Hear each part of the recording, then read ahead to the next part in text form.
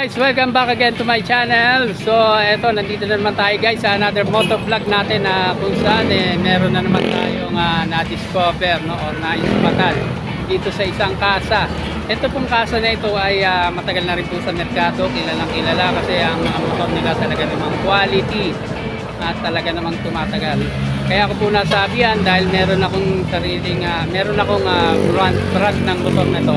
So matagal na sa akin, 2013 pa hanggang ngayon, no, sa halos all stock pa po, no, yung mga makina niya. Yan, so subok ko na po talaga yan po, thick and thin, no, umulan umaraw pati baha guys, nilusong ko sa bayan one time sa Paranaque. Sinubukan ko siya ilusong sa baha, talagang hindi ako tinirek.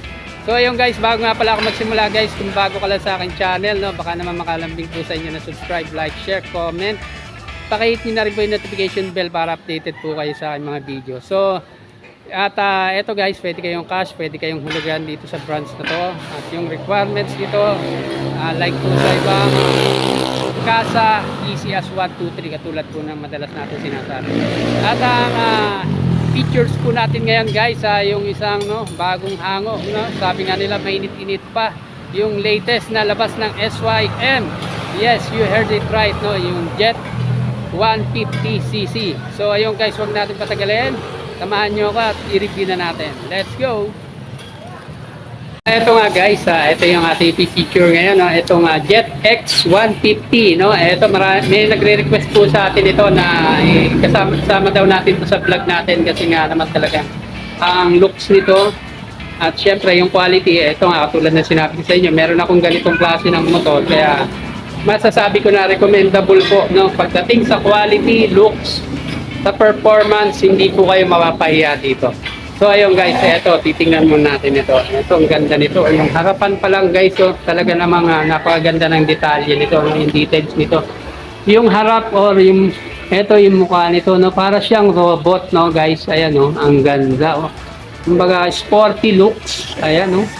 At talaga namang sinasabi hindi magpapahuli, no? Kasi nga, tsaka ito guys, malapad yung kanyang harapan dito.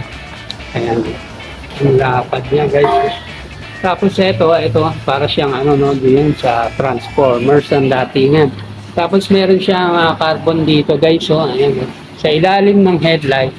Ayan, naka-carbon sticker siya rito. Ito guys, ayan. So guys, yung LED nito guys is naka full LED na po siya, no? Yung headlight niya, ayan, ang ganda ng headlight ito, no? Unique ang kanyang design. At talaga naman natin masasabi na sa headlight pa lang agaw pansin na. Pati yung kanyang signal light, ayan, no? Yung turning light niya, no? Napakaganda, visible po siya, no? Tsaka mahaba siya guys. So ito, patulis yung kanyang details dito. At ito, ayan, gusto ko yung detalye rito guys. So ayan, simula rito hanggang dyan. Tapos meron siya mga gray color dito, no? Tapos yung kanyang windshield guys, so eto, maganda yung kanyang windshield. FYI, sa hindi po nakakala, ma-purpose po ng windshield, hindi lang po siya pang pormahan. May nakakatulong din po siya, no, para yung hangin hindi natin nasasagat lahat. Kumbaga dudulas lang po siya. Lalo kung mga long distance drive. Ayan. So eto guys, so ayan. Tapos liquid cooled na siya guys, so ayan, oh. Naka Euro 4 na rin, so environment friendly po siya, no, yung ginagamit na gas. Eto guys, so ayan, oh, naka-added looks po ito, no, ayan, oh. Tapos dito, naka mga sporty patulis yung mga design niya, no. Tapos naka-disc brake na rin po siya, no? At ang maganda po, meron siyang reflector sa gilid, no? Every time na liliko ka, so may reflector po siya, lalo sa gabi. Naka-telescopic din po siya, ayan. Ito po yung kanyang footboard or yung kanyang footrest sa harap. Ayan, so komportable rin po, no? Kasi ayan. Ayan, pwede mo dito ilagay. Tapos pag pagod ka na, doon. Ayan, ang lapat ng kanyang footrest, oh. Ayan guys, oh. So, unique din yung kanyang footrest. Ayan, no? Parang transformer style. Pagka tiniklop mo siya, no? Hindi mo siya mahalata na footrest. Ay, ang galing.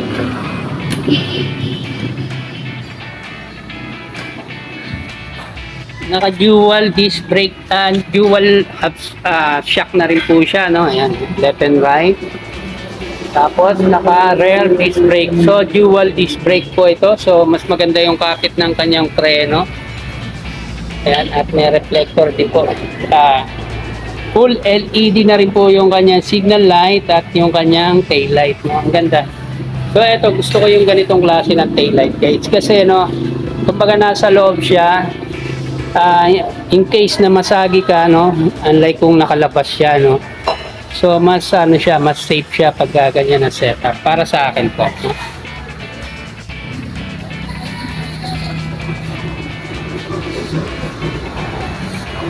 So ito naman yung left side ng kanyang shock. Ayan, ang ganda guys. So, ganda ng details ng kanyang caliper dito, no.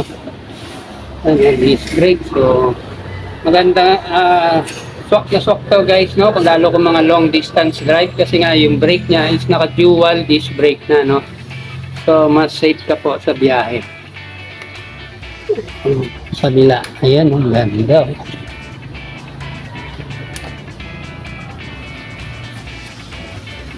So Jet X 150cc. Ang ganda ng details ng kanyang logo, no. Silver po siya, no, silver. Glossy silver saka matte silver.